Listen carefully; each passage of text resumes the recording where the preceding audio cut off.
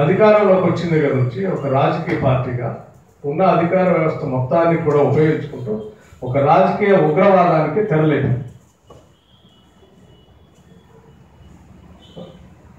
సహజంగా ఉగ్రవాదులు ఎప్పుడు కూడా వారికి సంబంధం లేనటువంటి భూభాగం మీద కొద్దిమంది శక్తులతో వ్యక్తులతో దాడి చేస్తూ ఆ సార్వభౌమత్వానికి ఛాలెంజ్ చేస్తూ ఉంటారు.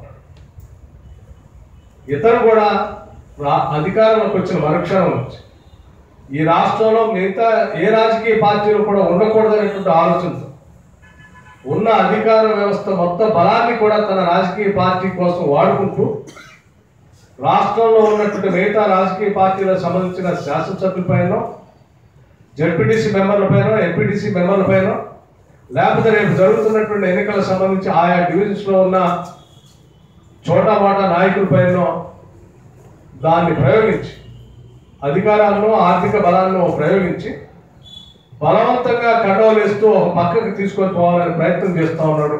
ఆ ప్రయత్నంలో భాగంగా నేను విజయం సాధిస్తాను, 100 సీట్లు గెలుస్తాయనేటువంటి ధీమా వ్యక్తపరుస్తూ ఉన్నాడు. ఈ ధీమా అనేది శాశ్వతం కాదు.